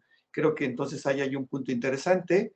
Decimos que somos prosumidores, pero más bien diría somos replicantes y nos hace falta coadyuvar a la generación de nuevos contenidos, ideas en el diálogo, en la conversación. El otro aspecto que comenta y que es un tema muy interesante es el del sentimiento. Efectivamente, no estamos analizando aquí emociones, ¿no? Ni el efecto paténico. Hay muchas librerías dentro del análisis de la inteligencia artificial que nos permiten situar una publicación, un post, una imagen, de hecho, si esta es positiva, negativa o neutra, pero es complicado, ¿no? Porque muchas de estas librerías están en inglés, son pocas las que se acceden en español, hay pocos diccionarios y además, en el caso de nuestro rico lenguaje, hay que entender que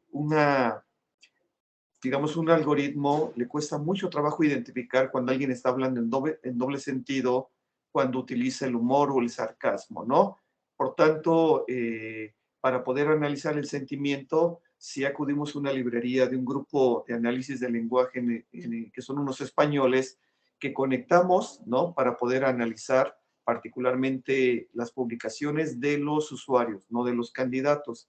Y ahí lo que sí es interesante, pasando de lo macro a lo micro, es que hay una coincidencia sobre el fenómeno de polarización que estamos viviendo a partir del impacto en las emociones, ¿no? Positivo y negativo, en el centro está Andrés Manuel, y lo que advierte ese estudio es que efectivamente, pues, a través del análisis del sentimiento, podemos advertir de los que están a favor, están en contra. Y ahí queda, ¿no? Es un trabajo que hay que continuar haciéndolo más desde el terreno cualitativo. Y otro aspecto también que me gustaría destacar es que hay un mito dentro del fenómeno del Big Data que ya advierte la alumna al hablar de la confianza o la confiabilidad de los datos. Lo que hicimos dentro del grupo de investigación fue apostar por un término diferente. No hablamos ni de Big Data ni de Small Data, sino de Smart Data, de datos inteligentes, y para ello en ese capítulo se advierte la aplicación de un algoritmo para identificar corpus selectivos, para que se den una idea de alrededor de 100 millones de tweets que se publicaron en el periodo electoral del 2018, tuvimos una base selectiva de 6 millones, porque dentro de esos 100 millones, muchos tweets no hablaban de entrada del tema de la contienda electoral. En segundo lugar, más de 10 millones eran bots, ¿no? Luego, en tercer lugar, se fue filtrando la base a tal grado que se aplicó esta fórmula donde se pondera particularmente las conversaciones, menos los retweets y menos la afinidad de un like. Entonces, sí hay que, como colegas que vienen de la comunicación, tratar de identificar fórmulas, estrategias, técnicas o metodologías que nos ayuden a enfrentar los grandes datos que de entrada no aportan mucho al terreno de la investigación, tanto académica como desde el punto de vista mercadológico, por ejemplo, ¿no? Entonces sí se requieren de criterios de selección para rescatar esas publicaciones que son relevantes de acuerdo con quién, de acuerdo con las interacciones generadas por los usuarios. Entonces ahí yo le respondería a la alumna que la fórmula lo que pretende es situar al receptor dentro en el centro de la conversación, y de acuerdo a esas interacciones, fue que seleccionamos los contenidos, ¿no? Si ustedes se animan a ir al libro, verán que hay un código QR que explica a detalle a través de un video animado cómo se construyó ese algoritmo, pero sobre todo cómo se establecieron una serie de técnicas para enfrentar el Big Data y poderlo filtrar y quedarnos con una base que ahora seguimos trabajando, ¿no?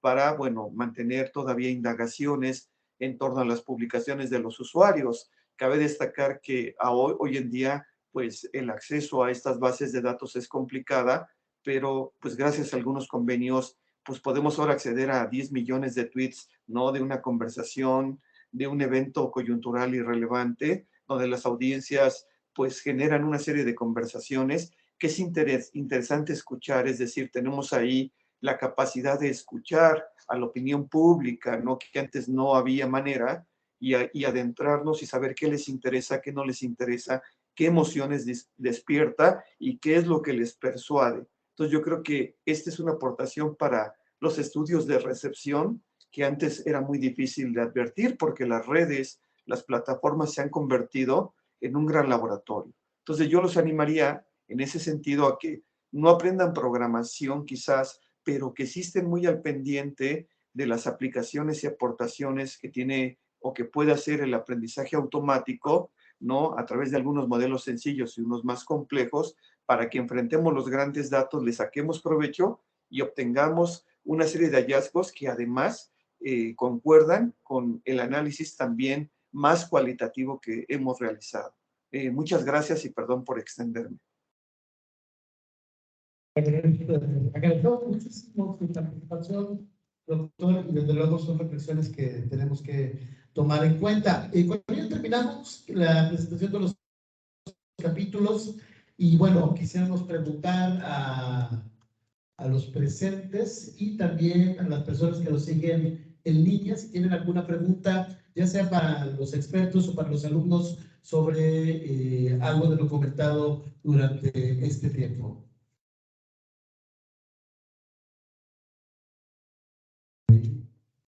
Adelante, por favor, doctor, lo escuchamos.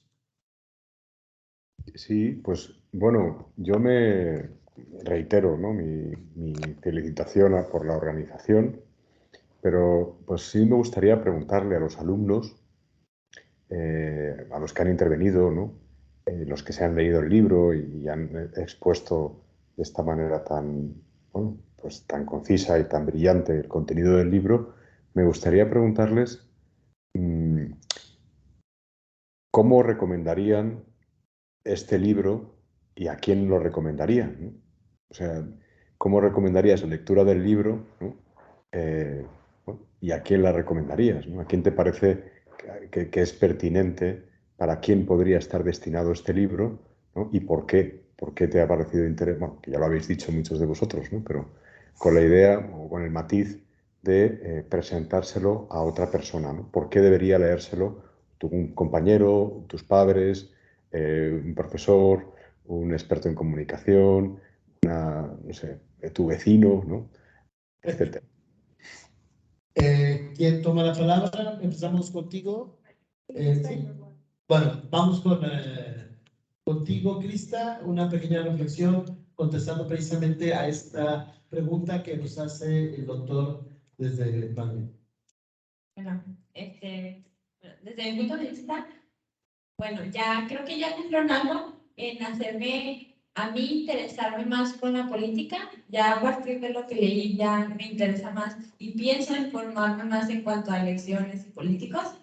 Y en mi caso yo lo recomendaría no solo a aquellos que se apasionan por la política, sino también a aquellos que van empezando en la política, para que, ya que el lenguaje que utiliza el libro no es muy complejo, es fácil de entender, Sí siento que cualquiera que tenga como que esa espinita de cómo los políticos se desenvuelven en cuanto en sus discursos, más que nada los jóvenes, que utilizan Twitter y demás, sí se los recomendaría, diciéndoles que, pues principalmente que es fácil de entender y que toca temas que, pues no solamente nos sirven en la política, sino también funcionan en la vida cotidiana, ya que daba ejemplos de cómo tu mamá te hacía hacer algo sin necesidad de decirlo explícitamente.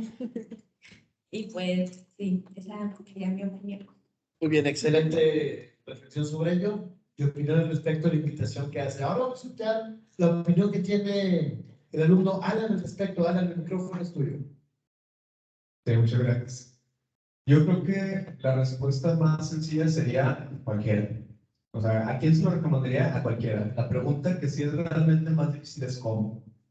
¿Cómo interesar a alguien este tema en sí es interesante?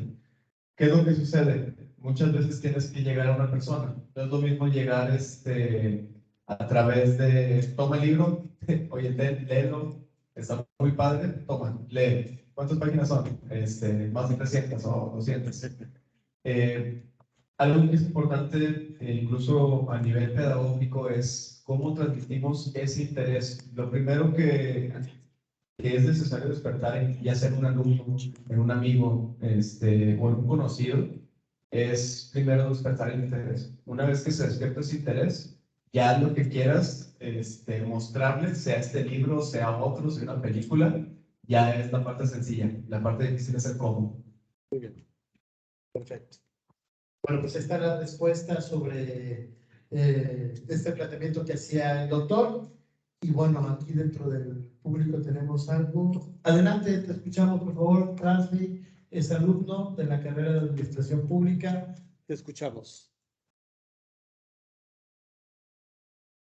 Buenas tardes. Una pregunta rápida sería, ¿cómo ser prudente y a la vez decir la verdad? ¿O la verdad no puede ser prudente a la vez? Pregunta concisa. ¿Quién de los panelistas, de los alumnos, nos ayuda a contestar esta pregunta? Tenemos ahí al doctor José Luis.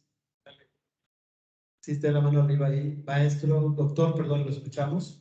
Sí, yo creo que esa pregunta sobre todo le compete al doctor Fernández, pero sí, solo me gustaría agregar, y es un halago, créanme, escuchar a gente tan joven interesada en la publicación. Les agradecemos a nombre de todo el equipo sus observaciones, preguntas, amables comentarios que han brindado y esta capacidad de interacción que ha generado la maestra Nayeli con esta modalidad tan innovadora de presentar un libro, ¿no? Que a veces es el autor el que habla demasiado, poco se entiende del otro lado y menos escuchamos a los que quizás han leído un apartado del libro. Entonces, bueno, en ese sentido, compartirles el acierto, felicitar a la maestra Nayeli por el esfuerzo de organización que no es sencillo, de haberlos convocado a gente joven para poderlos escuchar. Y yo nada más cerraría mi intervención que ahora estamos viviendo una tercera fase de este proyecto y como veo el interés, esta fase incluye un entrecruce de categorías y seguimos indagando sobre el tema de inteligencia artificial.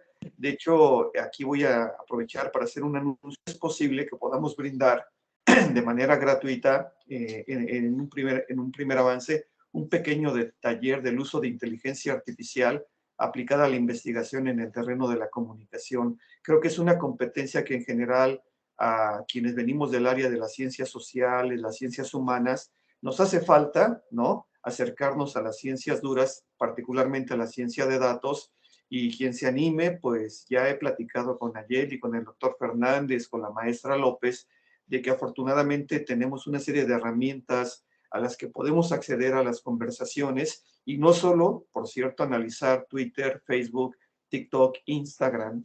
Y entonces, bueno, hay una gran oportunidad ahí, ¿no?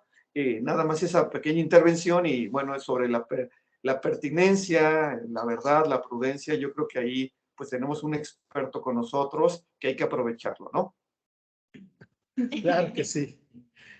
Por supuesto que sí, y vamos a escuchar precisamente esta pregunta misma que nos hizo nuestro alumno Transfi para que sea contestada por el doctor Fernández. Sí, bueno, me parece una pregunta muy interesante, muy inteligente sobre todo. Y es cierto, o sea, ¿cómo podemos ser prudentes, ¿no? Y cómo podemos juntar la verdad con pues con los intereses, ¿no? Entonces os cuento una pequeña anécdota, ¿no? Que me pasó. Estaba dando clases en Madrid y entonces de pronto la chica, la alumna, ¿no? Desde la primera fila, me dice, oiga, profesor, la corbata que lleva no va con la camisa, ¿no? Entonces, o sea, así, ¿no? Entonces yo estaba dando clases hablando de, pues, ¿no? Y entonces, claro, claro, entonces esto tiene que ver con lo que decía antes también Alan, ¿no? Sobre el arte, ¿no? Me parece que era Alan sí, o Alejandro, ¿no? La retórica es un arte, ¿no? El arte es como también la combinación de la ropa, ¿no? Cómo saber, vamos, yo reconozco, ¿no? Que a mí me cuesta un poco combinar, ¿no? Y no reconozco a lo mejor, ¿no? Quiero decir que la alumna tenía razón, o sea, no es que estuviera metiéndose conmigo, ¿no? Es que efectivamente esa mañana, ¿no? Pues, en fin, había puesto una corbata con una camisa que no iba, ¿no? Entonces, ¿qué es el arte? ¿No? Saber combinar, como el saber vestir, ¿no? Saber combinar a lo mejor los colores, ¿no? Saber combinar. Y esto en retórica, ¿no? Para no irme por las ramas, ¿no? Es un asunto que se suele decir, explicando lo que es hacerse cargo, ¿no? Hacerse cargo de quién tienes delante, hacerse cargo de la situación, ¿no? Hacerse cargo de cuáles son las necesidades de los que escuchan. Ahí está la prudencia, ¿no? Y eso es un arte, ¿no? Hay gente que es capaz de darse cuenta antes y hay gente que no se da cuenta nunca, ¿no? ¿Por qué, ¿no? Tu prima va a la boda y lleva una Pamela, ¿no? Que hace el ridículo más espantoso, ¿no?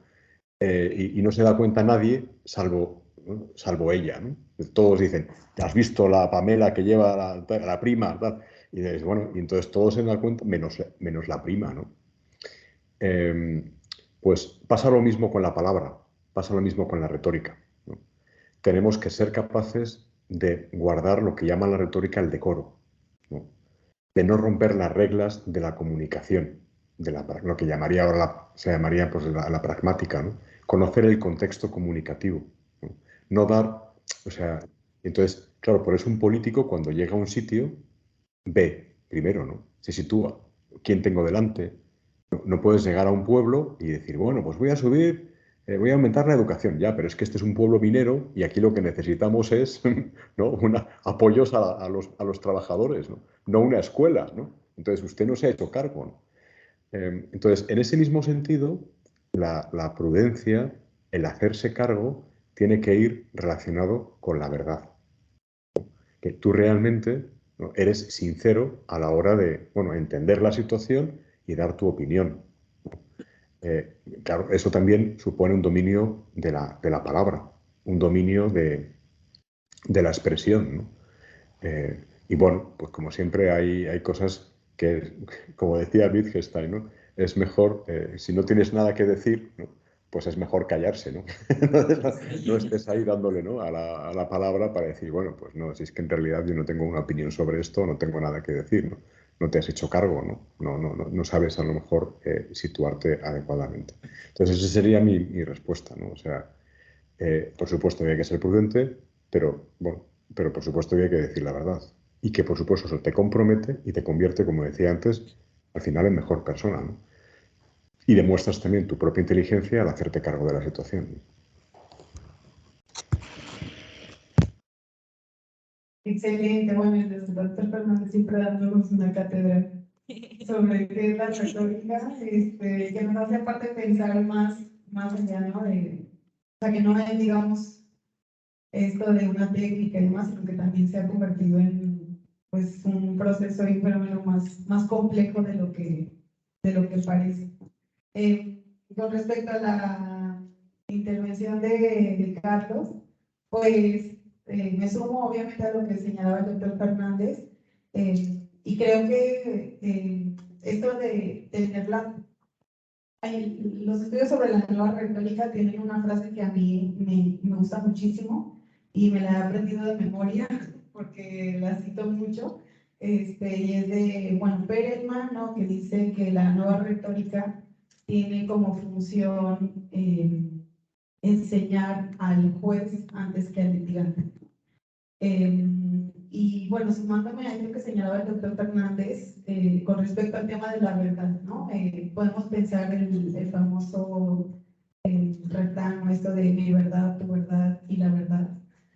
Bueno, justo algo interesante de la retórica es que envuelve, ¿no? Esos sentidos, esas ideas, esas verdades, y qué más importante que es al usar nosotros el lenguaje para comunicarnos, pues saber sobre el lenguaje, ¿no? Saber dónde lo utilizamos, como señalaba el doctor Fernández, y que eso pues al final muestra un grado de inteligencia humana, ¿no? De cómo nos desenvolvemos en diferentes escenarios de forma distinta, o sea, qué verdad queremos transmitir, qué escenario y para qué.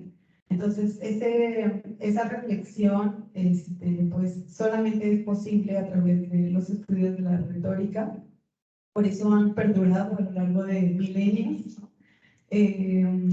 Es la única forma en la que nosotros podemos encontrar esas envolturas lingüísticas, como señalaba en algún momento Oswald Rodyanskom, qué es lo que envuelve ese lenguaje, ¿sí? ¿Qué intenciones, qué hay verdades, qué tipo de verdades hay ahí? Entonces, quizá ahí te interese un poco leer el texto para que veas desde qué lugares también se pueden encontrar esas verdades.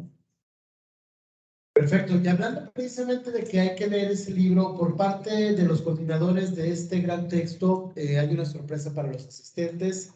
Se va a regalar un ejemplar a todos los que están aquí presentes, desde luego con la invitación de que hagan esta lectura y que precisamente amplíen este panorama a nombre precisamente de los coordinadores López, Gómez, Herón y Fernández, pues les hacen este regalo. Y desde luego el objetivo de ello, ya para finalizar, es que esta lectura llegue a más número de personas. Yo creo que eso es muy importante.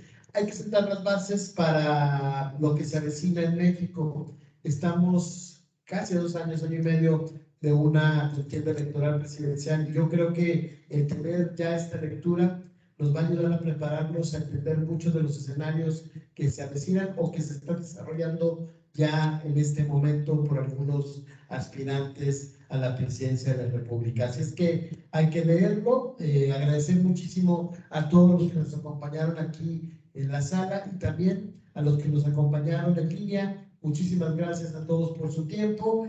Y maestra, no sé algo más que agregar, más que agradecerles a todos de todo corazón. Y con ello, pues vamos a finalizar precisamente esta semana interesante de trabajo, siendo las 2 de la tarde, ¿sí?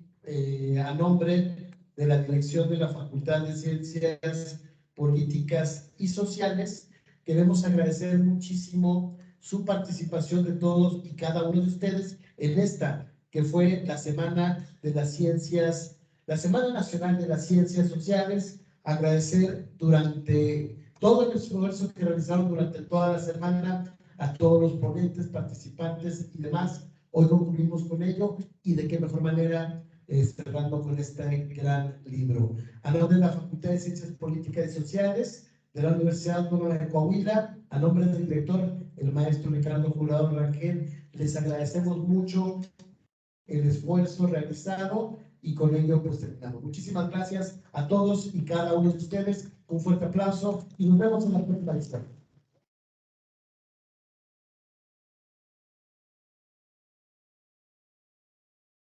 El esfuerzo de mantenerse despierto. Ánimo, ánimo, arriba Madrid. Por unas pizzas o un vinito. Ale Madrid, vamos por unas tapas. Saludos a todos. Abrazo fuerte. Muchas gracias. Excelente. Venga, un abrazo Padre. fuerte. Feliz. Jóvenes. ¿Está hablando? Sí, ¿Quién está? pero no se oye. Sí, doctor. Doctor. Sí, no, que muchísimas gracias a todos y que un saludo desde Madrid y, en fin, y esperando que la siguiente reunión pueda ser presencial, ¿no? Para volver a Torreón, ¿no? una experiencia que no olvido. Volveremos. Gracias. Muchísimas gracias.